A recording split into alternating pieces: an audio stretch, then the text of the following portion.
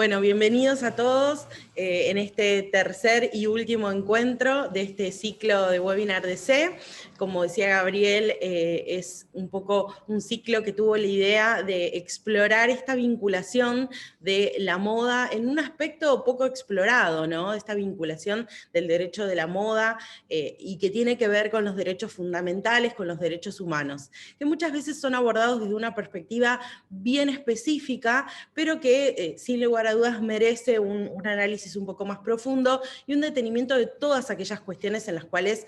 se vinculan. Voy a compartir pantalla con ustedes de la presentación que preparé para este encuentro, en donde vamos a explorar algunas otras cuestiones fuera de las que ya han explorado con Cristian Cabo y Gustavo Jetz en los encuentros anteriores. Antes de comenzar con mi exposición, agradecer una vez más a la Universidad de Palermo por este espacio, por abrirnos las puertas virtuales de la casa. Gracias, Elizabeth,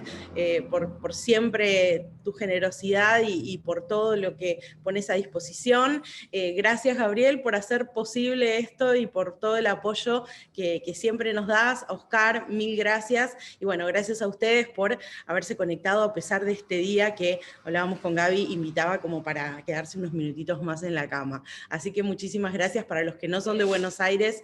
hoy en Buenos Aires está siendo un día terriblemente lluvioso y muy gris, así que bueno, doble mérito de todos los presentes. Muchas gracias. Bueno, como les comentaba, en este tercer encuentro, lo que pretendo analizar son algunas vinculaciones más bien genéricas y que tienen que ver como si fuese una especie de sobrevolar esta relación de moda y derechos fundamentales. Para empezar a adentrarnos en este encuentro, me parece que es importante repasar este concepto de moda, ¿no? Porque de este concepto de moda y algunos análisis desde el punto de vista de la moda, abordada desde la sociología, vamos a empezar a ver esta vinculación que tiene con los derechos humanos, con los derechos fundamentales. Si nosotros tuviésemos que hacer el origen de la palabra moda, vamos a ver que viene del latín modus, que quiere decir modo o costumbre, ¿sí? Esto es lo que en definitiva transmite la palabra moda. Pero si abordamos desde este aspecto sociológico, como los invitaba, vamos a ver que más allá de las definiciones que podamos encontrar por ahí, todas confluyen en mayor o menor medida en algunos aspectos fundamentales a la hora de definir qué es la moda. Y vamos a ver que en esta confluencia encontramos a una expresión de carácter individual o colectiva que a veces se transforma en una expresión cultural en un momento determinado y en un lugar determinado. Esta forma de expresarse, esta forma de expresarnos todos a través del indumento, a través de la moda, tiene que ver con esto, con esta libertad de expresión individual y libertad de expresión colectiva, que siempre va a estar analizada por el contexto histórico, por el contexto geográfico, ¿sí? Y por el factor temporal. Si nosotros tuviésemos que hacer un análisis y un corte de cualquier periodo de la historia y fuéramos capaces solamente de ver revistas o solamente de ver fotografías, probablemente a través del indumento que las personas llevan en ese momento y en esas fotos, vamos a ver mucho más que un vestir, ¿sí? La moda tiene esa posibilidad, la moda tiene esa capacidad de decir mucho más. Es este lenguaje instantáneo en las palabras de Miuccia Prada, ¿no? O sea, es este lenguaje no hablado que dice no solamente quiénes somos y qué es lo que queremos transmitir, sino también qué es lo que pasa en el contexto en el cual nos estamos desarrollando, ¿no? Ahora bien, si nosotros partimos de esta base, vemos que existen algunas cuestiones relacionadas y vinculadas con la moda, de la cual la moda y la industria en sí misma se va a hacer eco y va a levantar, en cierta manera, qué es lo que sucede en la sociedad. Cuando nosotros vemos la vinculación entre moda y política o en moda y religión, creo que de esa manera lo vemos bien plasmado, ¿no? Esto que les estoy, estas apreciaciones que les estoy compartiendo. Y que tiene que ver con esto, ¿no? A través de cuando la moda se hace eco de los acontecimientos políticos de un país o de una época, transmite en el vestir justamente qué es lo que está sucediendo en ese aspecto. Ni que hablar en los aspectos religiosos, cuando a través del indumento comunicamos cuáles son nuestras creencias, cuáles son nuestros valores y con qué religión, cuál es la religión en definitiva que profesamos, ¿sí? Esta es un poco la función que tiene la moda en sí misma. Ahora bien, si hablamos de derechos fundamentales y hablamos de derechos humanos, tenemos que ir, y perdónenme, pero bueno, es por default mi costumbre, soy abogada, entonces me gusta dar algunos parámetros para ver de qué es lo que estamos hablando. Y en todo el conjunto jurídico, en todo el ordenamiento jurídico que nosotros, en el cual las personas vivimos en sociedad y que en definitiva van a pautar aquellas conductas que son esperables o qué es lo que va a pasar ante determinadas conductas o cuáles son las reglas de juego, en definitiva, que vamos a tener a título personal, a título corporativo, a título o sea, social, en definitiva, vemos que en toda esa escalada de derechos, los derechos fundamentales serían aquellos derechos básicos, aquellos derechos sin los cuales todo el resto del ordenamiento jurídico no tendría razón de ser. Y son aquellos derechos que van a atribuirse a cualquier persona independientemente de cualquier condición, ¿sí? Los derechos fundamentales no van a hacer ningún tipo de discreción, no van a una cuestión de si yo voy a celebrar un contrato o no. Los derechos fundamentales van a existir y nos van a proteger y van a ser herramientas para proteger algunas cuestiones por el solo hecho de ser personas, ¿sí? En el ordenamiento existen derechos desde antes del nacimiento, con posterioridad de la muerte de las personas, ¿sí? Y en el desarrollo de todas nuestras vidas. Entonces, un poco la idea de este encuentro es ver de estos derechos fundamentales cuál es la conexión que encontramos con la industria de la moda y quizás brindar una mirada crítica respecto de algunas problemáticas que se dan en la industria y que son el reflejo, en definitiva, de la falta de apreciación correcta hacia estos derechos fundamentales. Cuando yo les hablo de derechos básicos, de aquellos derechos que todos tenemos por el simple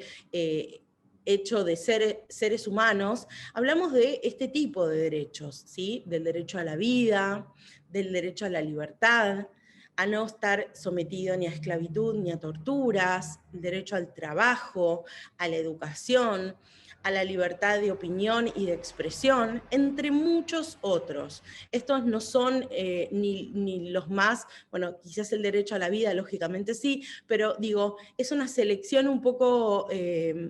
si se quiere, tendenciosa que hice a los efectos de esta presentación, porque en este tipo de derechos vamos a ver algunas vinculaciones con la industria de la moda. Lo importante, como les decía, es que tengamos siempre presente que este tipo de derechos no va a distinguir nuestra raza, nuestro género, nuestro sexo, la nacionalidad, el origen étnico, la lengua, la religión o cualquier otra condición que tengamos y que nos haga justamente que se plantee como una diferencia entre unas y otras personas. Ahora, ¿cómo estos derechos impactan en la moda, no? Y yo les hablaba del derecho al trabajo. Estos son derechos que no solamente están protegidos y reconocidos en general en nuestra Constitución Nacional, sino también en todos aquellos tratados internacionales que como consecuencia de los mismos se han dictado, ¿sí? Como les explicaba Cristian en la clase pasada, nosotros tenemos derechos que son de raigambre constitucional, que dentro de este sistema legislativo de nuestra Constitución argentina son los derechos de máxima, ¿sí? Son los derechos que van a estar por encima. La Constitución es la norma que está por encima en nuestro país de todas las leyes que con posterioridad se dictan como consecuencia de la misma. Y en este sentido vemos algunas cuestiones en particular que me gustaría analizar con ustedes en esta mañana. Cuando hablamos del derecho al trabajo, la mayoría de las convenciones internacionales hablan de el derecho al trabajo como derecho humano, procurando condiciones dignas y de respeto hacia las leyes. Y acá, en un punto, invitarlos a la reflexión, ¿no? Porque si el derecho a trabajar y el derecho a un trabajo digno y a igual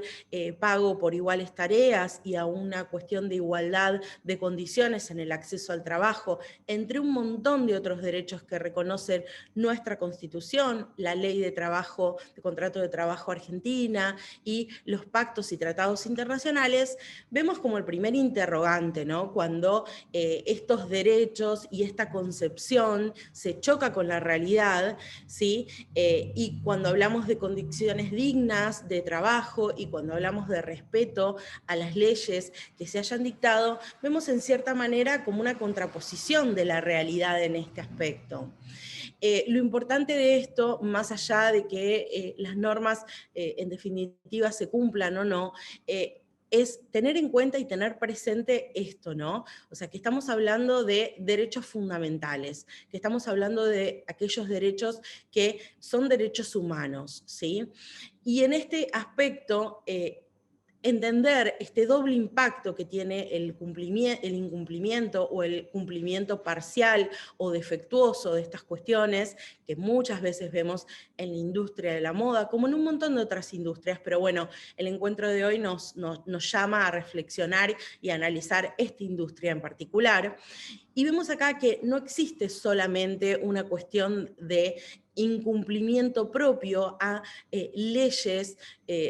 de otro tipo, de otra naturaleza, sino también incumplimiento y falta de respeto a nuestros derechos humanos. Estos derechos que, como decíamos, son derechos de máxima y son derechos también en el sentido de mínima, porque sin ese piso de derechos el resto del ordenamiento no cobra sentido.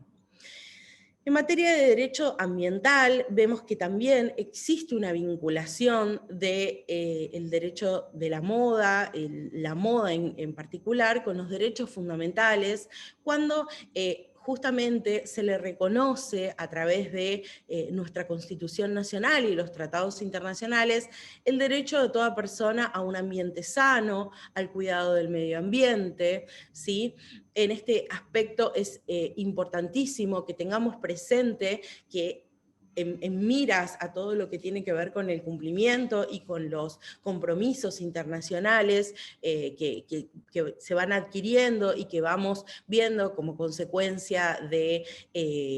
el cambio, el impacto tan negativo que el calentamiento global está teniendo en todo el mundo, no estamos hablando solamente de una cuestión de el cuidado a la tierra, sino también de esta cuestión de vinculación de nosotros y de nosotros en función de la industria de la moda, con el medio ambiente, con el ambiente el cual habitamos, ¿sí? Entonces esto es importante que lo tengan presente.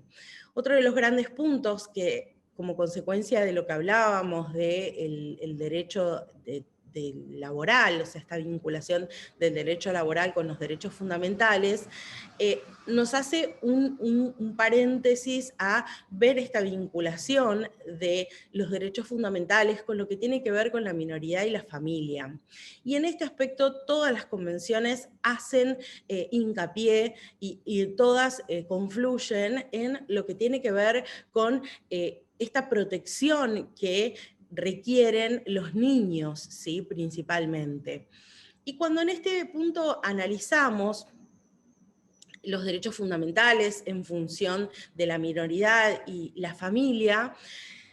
una de las primeras cosas que se nos propone, o sea, y uno de los primeros pensamientos a los cuales vamos, tiene que ver con el trabajo esclavo, ¿no? Pero yo los invito a ir un paso más atrás y analizar cuestiones que tienen que ver y que se relacionan en definitiva con el trabajo infantil, con esta cuestión de el niño trabajando y como consecuencia de este trabajo dejando de lado aquellas cuestiones que por su edad y por su condición de tal deberían primar y deberían priorizarse. Entonces en este aspecto tenemos que tener presente que cuando hablamos de trabajo infantil vamos a referirnos a cualquier trabajo, ya sea físico, mental, social, o que sea moralmente perjudicial para el niño y que afecte la escolaridad y que le impida jugar, ¿sí? En esto vemos, y vemos, si se quiere, por la fuerza que tienen muchas veces las imágenes y por el impacto que causan las noticias, con muchísima crítica a aquellas industrias dentro de lo que es la industria de la moda, la industria cosmética, por ejemplo, cuando emplea, y digo emplea con muchísimas comillas porque estamos hablando de trabajo infantil, no de un empleo, y por un lado, incorpora niños en su cadena de producción para el tratamiento o lo que tiene que ver con el embalaje de aquellos productos de cosmética que por sus cualidades pequeñas, o sea, en cuanto al tamaño, necesitan de unas manos quizás un poco más pequeñas y más delicadas para ser ensamblado. Esto pasa hoy y existen a lo largo y a lo ancho de todo el mundo numerosas denuncias en este sentido. Y en esto tenemos que hacernos eco, porque no solamente estamos hablando de una cuestión de derecho laboral, y les digo, en cierta manera esto sería hasta anecdótico. Estamos hablando de un derecho fundamental que tienen todos los niños, que no está viéndose protegido como debería serlo. Desde otro lugar también vemos a los niños muchas veces empleados y afectados a tareas que tienen que ver con la industria tecnológica, que como bien ustedes saben, hoy la industria tecnológica forma parte de la industria de la moda, porque la tecnología y la moda están vinculadas con cada vez más fuerza y hoy, desde hace unos les diría desde hace un tiempo a esta parte, los artículos tecnológicos forman parte no solamente de la moda actual, sino también del indumento de las personas, ¿no? De esta forma de luquearnos o de expresar quiénes somos y de expresar, como hablábamos al comienzo de este encuentro, de forma no hablada, qué es lo que queremos transmitir respecto de nosotros. Entonces, en este aspecto, nosotros... y digo nosotros, aquellas personas que vemos y que asistimos ante las noticias o ante aquellas notas periodísticas, estas dos grandes problemáticas que tienen que ver con los niños y el trabajo infantil relacionado a la industria tecnológica y lo mismo relacionado a la industria cosmética, estamos dejando de lado una problemática muy actual y una problemática sobre la cual creo que todos deberíamos tener un cuidado o una mirada un poco más crítica y menos liviana, y que tiene que ver con estas formas nuevas de trabajo infantil en donde los niños se ven inmersos en nuevas formas laborales que resultan en muchos casos igual o más perjudiciales y sobre las cuales la mayoría de los ordenamientos jurídicos de todo el mundo tienen un vacío legal importantísimo. Y me refiero a los niños en función de la tecnología.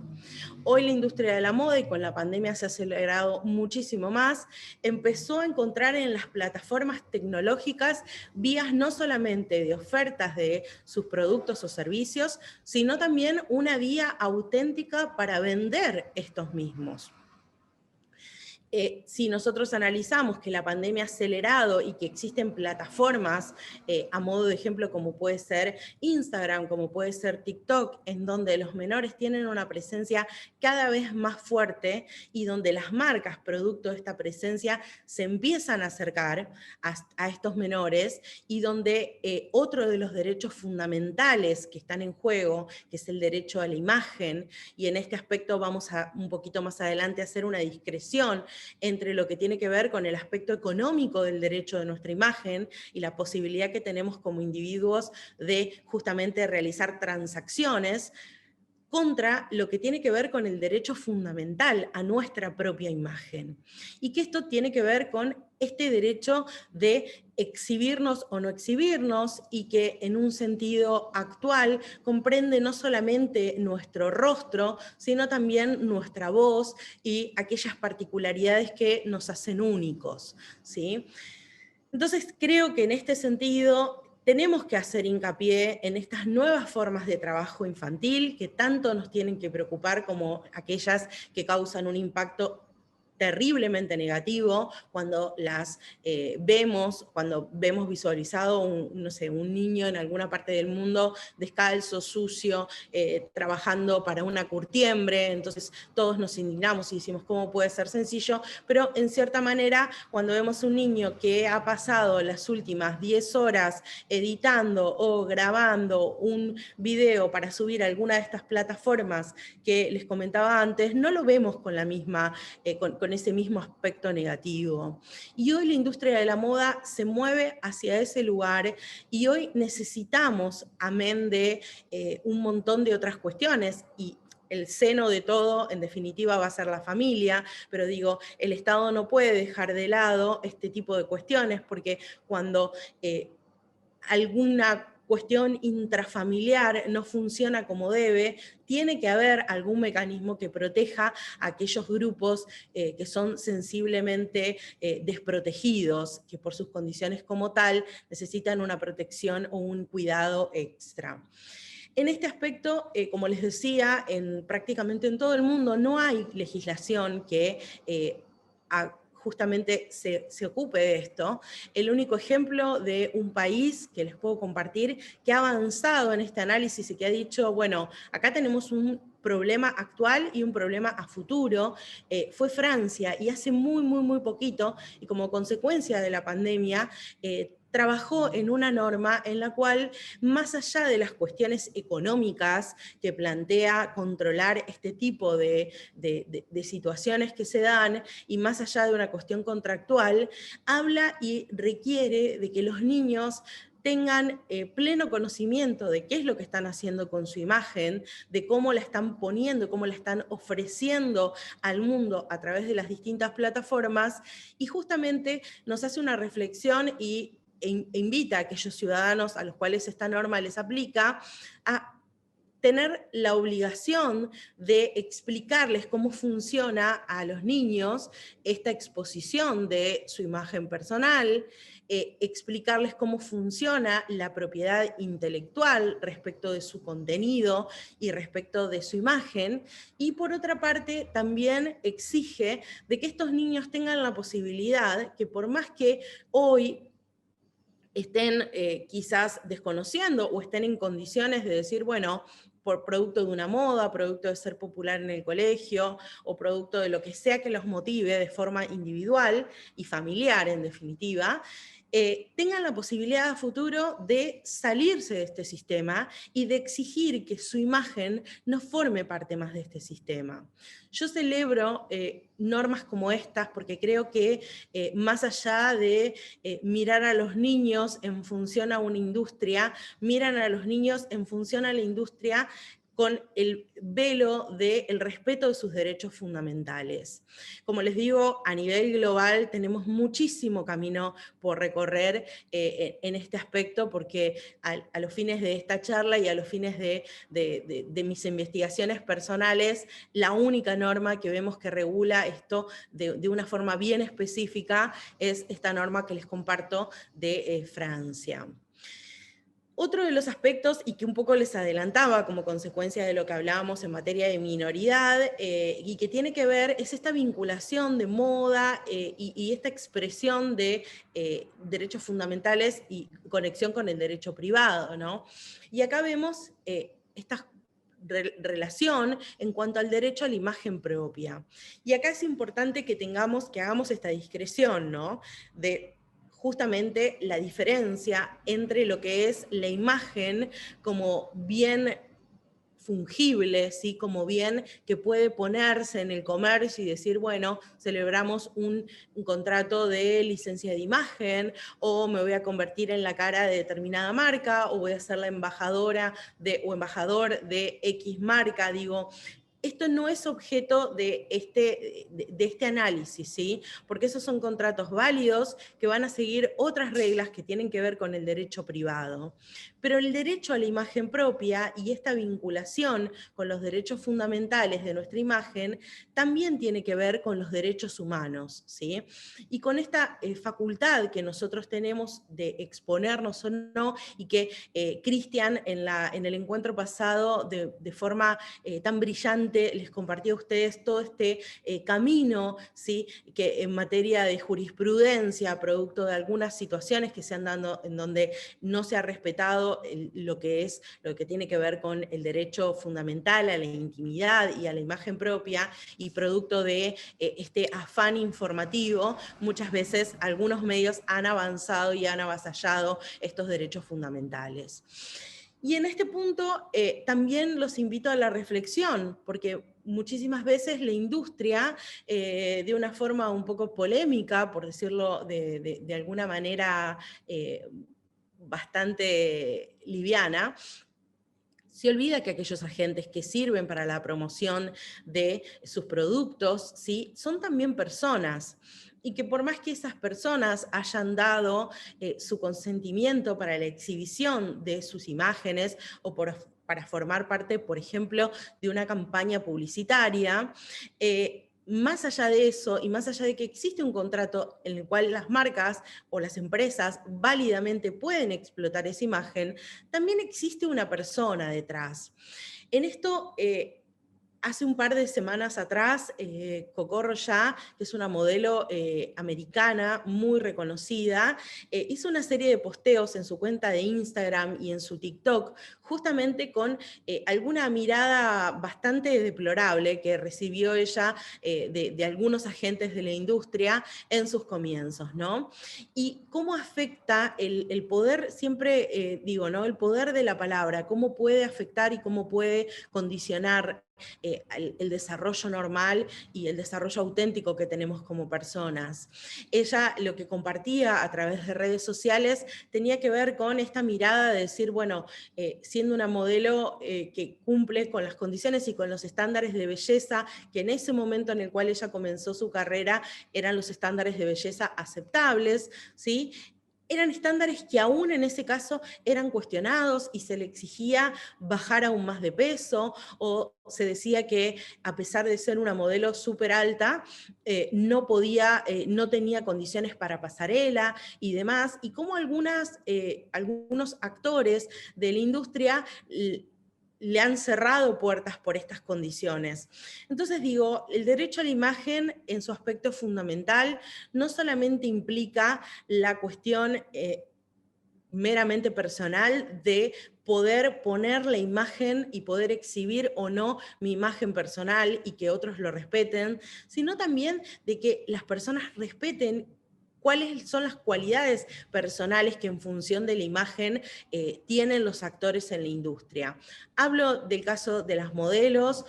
hablo del caso de modelos infantiles, modelos masculinos, ¿sí? Existe una mirada muy crítica y muy pesada, y los estándares de belleza, si bien día a día se van reconstituyendo y vamos haciendo pactos como sociedad para que esos estándares de belleza también acompañen otro derecho fundamental, que es el derecho a la salud, ¿sí? O el derecho, en algunos casos, a simple y sencillamente a ser seres libres, ¿sí? Que elijamos cuál es nuestra forma corporal y que celebremos estas diferencias o estas justamente distintas formas que todos tenemos.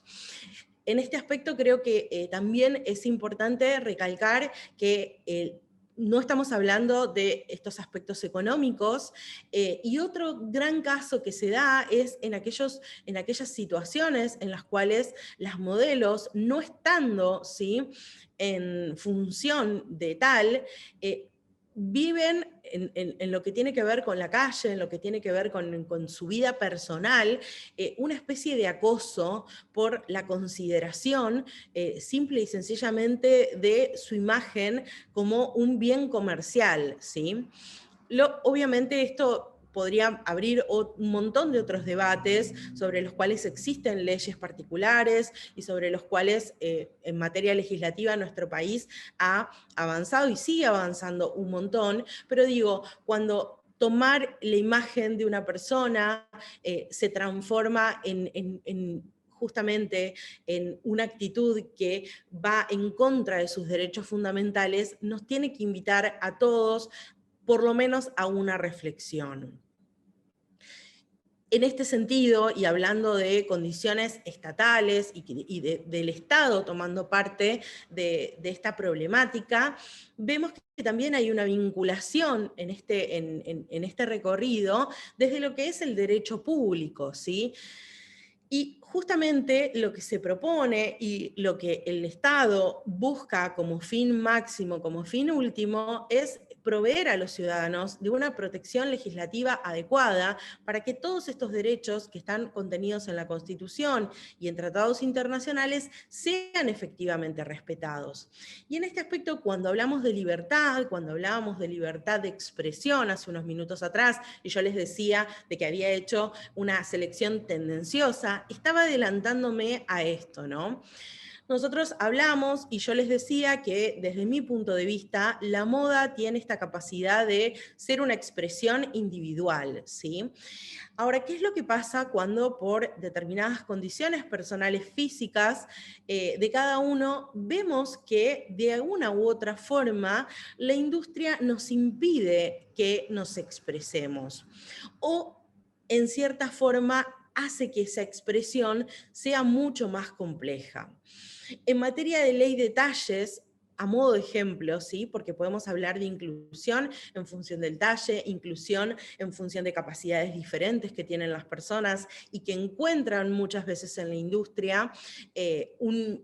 justamente algún tipo de impedimento o algún tipo de dificultad para no solamente expresarse en el sentido de la moda en su aspecto sociológico, ¿sí? Sino también de vestirse, y de vestirse no desde el punto de vista banal, como muchas veces vemos que el hecho del indumento o la posibilidad de vestirnos es analizado solamente como un acto banal de decir, ah, bueno, nos queremos poner esto, nos queremos poner aquello, vos sos fashionista. No, estamos hablando del derecho a poder elegir, a la libre elección de vestimenta en función de un derecho fundamental. Vestirse también es un derecho humano, ¿sí? El hecho de impedir o dificultar que una persona se vista libremente es también una violación a sus derechos fundamentales, ¿sí? Y la ley de talles ha trazado y comienza a trazar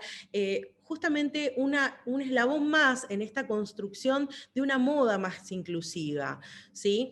E inclusiva no solamente en función de incluir al que tiene condiciones particulares, sino también incluir a todos en un pie de igualdad frente a estos derechos fundamentales. Por otro lado, también, y hablando con gente del sector y con gente de la industria, y pensando un poco, ¿no? En espacios de reflexión o en espacios de debate académico, hay una cuestión también que invita a que nosotros como sociedad repensemos, ¿no? Porque muchas veces hacer moda fuera de lo que tiene que ver con los estándares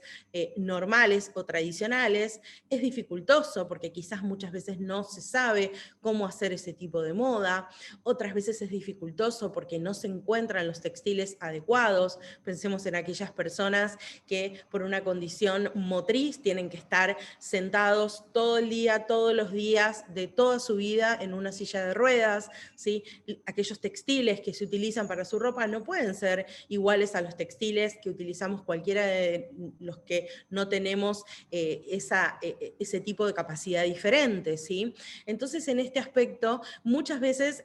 esta búsqueda por el respeto de estos derechos fundamentales encuentra, ¿sí? Si se quiere, una cosa de decir, bueno, tenemos que superar esto, no por el propio diseñador o no por la propia empresa, no por la propia industria, sino por aquellas particularidades que hacen que a pesar de querer incluir, no tengamos los medios materiales para hacerlo. Pero creo que esto también tenemos que mirarlo desde la mirada y desde el ala de los derechos fundamentales para entender cuál es la gravedad de cuando a veces no incluimos, ¿sí? En sentido genérico. Desde el punto de vista de la propiedad intelectual, que de forma brillante ha repasado Gustavo Jetz en el primer encuentro y que nos invitó a reflexionar, los derechos del inventor son también derechos constitucionales. Están consagrados en nuestra Constitución Nacional. Son derechos fundamentales, ¿sí? Que tiene toda persona a que se reconozca su carácter de tal, o sea, el carácter de inventor, a que se reconozca y se protejan los derechos en función de su invento, ¿sí? Y en esto, en un punto más allá, y para no entrar en todos aquellos conceptos que de forma tan clara y profunda Gustavo analizó, y que si no pudieron verlo, los invito a que busquen el video, la grabación, que va a estar en el canal de YouTube de Webinar DC, como para que lo puedan ver. En este punto, más allá de lo que es la propiedad intelectual propiamente dicha y este respeto, tenemos que ver cómo también los derechos fundamentales a través de lo que tienen que ver con las ODS empiezan y avanzan más allá y van hacia los derechos de los pueblos indígenas, de los derechos de los pueblos originarios. Cuando hablábamos al comienzo, y vuelvo a esto, y por eso fue que en un punto los invité a esta reflexión inicial de la moda como expresión individual, como expresión colectiva, y si se sostiene en el tiempo, forma parte de la cultura, ¿sí?, de ese país. La invitación que hacen los ODS justamente tiene que ver a esto, ¿no? A el hecho de mirar en su aspecto cultural, ¿sí?, un montón de otras cuestiones que tienen que ver con las comunidades originarias de nuestro país o de los países latinoamericanos o de aquellos países en los cuales estas problemáticas están sobre la mesa. La problemática que presenta muchas veces el accionar, ¿sí? O sea, ¿quién es el titular de estos derechos? Cuando existen derechos fundamentales relacionados a la propiedad intelectual, a la cultura de un país, ¿quién es aquel que va a estar legitimado en términos jurídicos para accionar y para exigir un cumplimiento efectivo de los mismos, ¿no? Van a ser las comunidades tienen representación, podemos trabajar en algún aspecto, va a ser el Estado Nacional. En la industria de la moda vemos, hago una aclaración, cuando me refiero a ODS me refiero a Objetivos de Desarrollo Sustentables, ¿sí?, que son estos objetivos que se han planteado en el marco de Naciones Unidas para justamente cumplir, y que los invito, porque producto realmente, o sea, por más que haya analizado y haya leído 1000 veces estos ODS, no sabía que existe una publicación de ODS que si quieren después me pueden escribir y les comparto el link sin ningún problema. Existe un aspecto específicamente analizado en función de los pueblos indígenas y que justamente hace un par de días atrás me compartió y pude tener el agrado de acceder Miguel Ángel Gardetti a esta publicación, ¿no? Lo pongo a disposición de ustedes porque es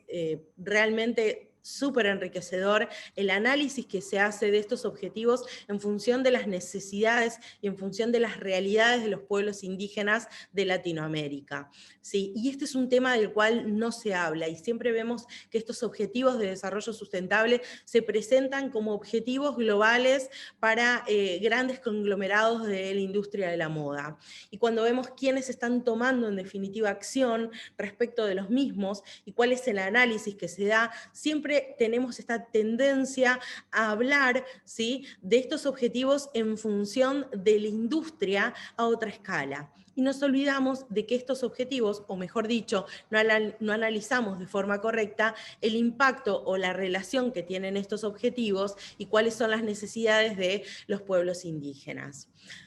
Hecha esta aclaración,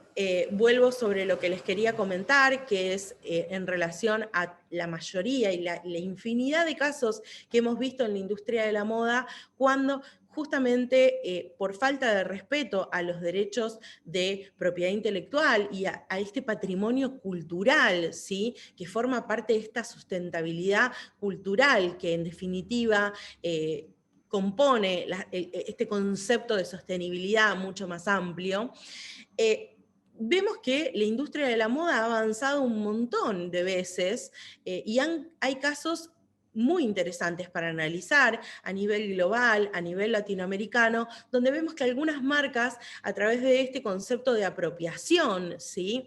en lugar del concepto de apreciación, que tiene miras justamente reconocer cuáles son los desarrollos que han realizado nuestros pueblos originarios, respetar esa cultura y dar ese crédito necesario que todos necesitamos en función de nuestra individualidad como inventores, como formadores, como desarrolladores de este patrimonio cultural de nuestros países. En este aspecto creo que queda muchísimo trabajo por hacer, hay casos súper interesantes, creo que un caso relevante, no por el caso en sí mismo, porque en definitiva trata de la misma manera que ha tratado cuestiones que han involucrado a grandes marcas, como puede ser Carolina Herrera. Sí es un caso interesante el que se dio en México, ¿sí? Porque ahí fue el Estado Nacional el que tomó cartas en el asunto y dijo, esto forma parte de los derechos fundamentales de los pueblos originarios, forma parte de la cultura mexicana, y fue el Estado el que reclamó el respeto de este tipo de derechos. Creo que en ese sentido, si bien existen convenciones internacionales en este aspecto, que hacen hincapié no solamente sobre la necesidad, sino que establecen mecanismos de protección, creo que todavía tenemos un trabajo por hacer, principalmente los abogados por conocer cuál es la legislación vigente, cuáles son estos tratados internacionales y exigir en consecuencia la aplicación de los mismos. Creo que podemos hacer más y creo que esto forma parte del debate no solamente actual de la industria de la moda en sí misma, sino también de la comunidad jurídica. Estas cuestiones se están debatiendo en foros internacionales y celebro que cada día estemos un pasito y un poquito más cerca de llegar al objetivo. Finalizando un poco esta charla, me parece que es importante que repasemos algunas cuestiones, ¿no? Cuando hablamos de moda y tenemos en cuenta este concepto frívolo, que ya sabemos, porque creo que lo hemos hablado hasta el hartazgo, y aquellos que me hayan escuchado más de una vez, a los cuales les agradezco, pero más allá de agradecerles, creo que me han escuchado hasta el hartazgo repetir este tipo de cuestiones, que la moda no es algo frívolo, que la moda no es, en definitiva, una industria banal, ¿sí? Creo que en este análisis lo pone de manifiesto, nos invita a todos a reflexionar. La moda tiene un montón de vinculaciones, la industria en sí misma tiene un montón de vinculaciones con los derechos fundamentales. Y cuando no respetamos algunas cuestiones relacionadas con de índole legislativa, en definitiva muchas veces estamos violentando estos derechos fundamentales que como personas nos asisten a todos, ¿sí?, y a todas. Entonces, como reflexión final, creo que debemos trabajar en ese sentido, creo que algunas cuestiones que se dan en la industria en sí misma, tenemos que empezar a analizarlas bajo el velo de la gravedad que realmente representan, y no es en un sentido alarmista, ni mucho menos, sino en un sentido de comenzar a hablar de aquellas cosas que a veces genera alguna incomodidad o a veces genera algunas cuestiones de las cuales no queremos hablar por distintos motivos, ¿no? No se trata de atribuir responsabilidades, creo que todos formamos parte del problema y todos formamos parte de la solución. Acá no es que la industria de la moda, que los agentes de la industria de la moda moda son responsables por la falta de cumplimiento de, sino que todos también en nuestro aspecto social, en nuestro aspecto individual, hemos ido avanzando y hemos ido en cierta manera aceptando algunas cuestiones, y como consecuencia de eso hoy estamos en un punto de inflexión en donde la industria se ha hecho un montón de preguntas y ha dado respuesta a un montón de cuestiones, y prueba de ello es que cada vez más hablemos en distintos foros de la sostenibilidad, que la sostenibilidad, que la inclusión y la diversidad formen parte de la agenda de cualquier foro de moda, y es la industria en sí misma la que no solamente abraza, sino busca soluciones para que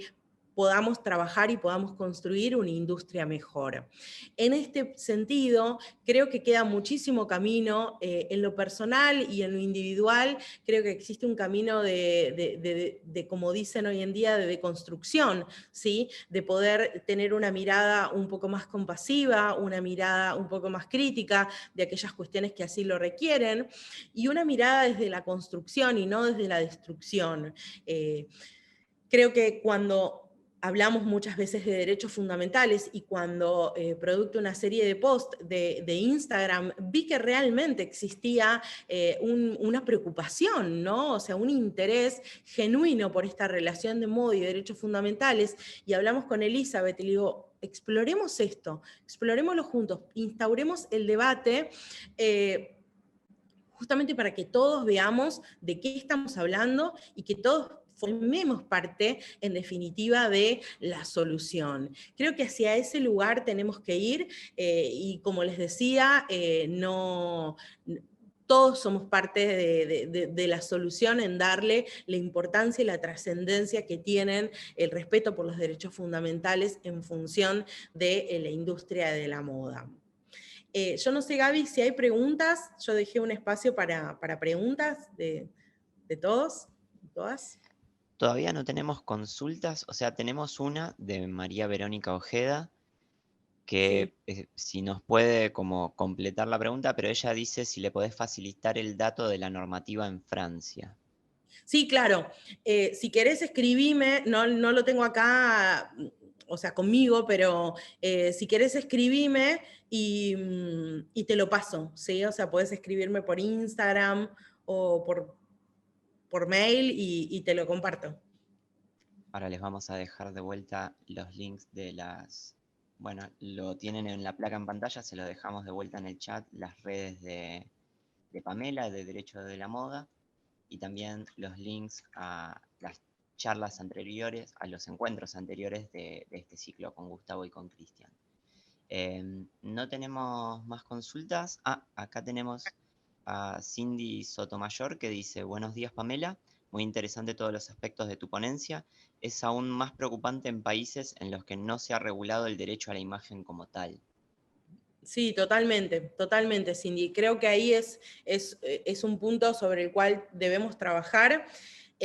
teniendo en cuenta este desdoblamiento, ¿no? Que como muchos otros autores y como muchos otros abogados propongo. Por un lado, el derecho a la imagen en su sentido comercial, ¿sí? Y por el otro lado, el derecho a la imagen, que creo que en este aspecto, en su aspecto fundamental, es un derecho que está contenido en la mayoría de los ordenamientos jurídicos de todo el mundo. Quizás la solución, o sea, desde el punto de vista del derecho privado y ante esta falta de legislación o de regulación que vos planteás en algunos países, que es cierta, quizás ahí tenemos una solución que tiene que ver con justamente la utilización de las formas contractuales correctas, ¿no? Y donde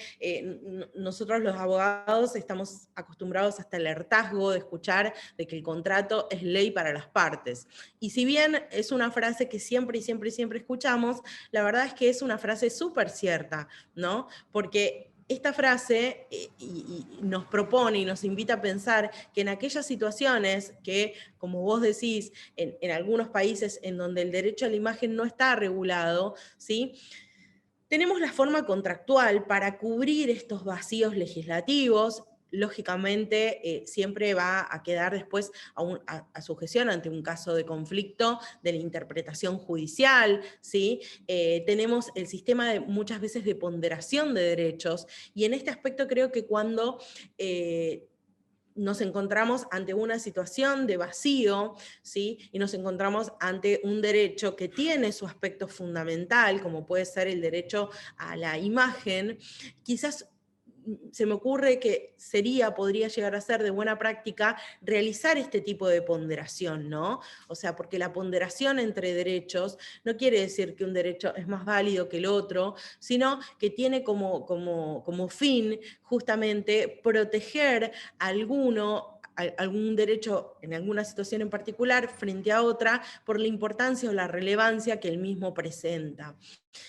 Creo que estas dos herramientas pueden ser herramientas válidas para tomar y para ser propias ante estas situaciones en las cuales existe un vacío legislativo, pero sin dudas hay una cuestión súper importante en materia de regulación. Hay países que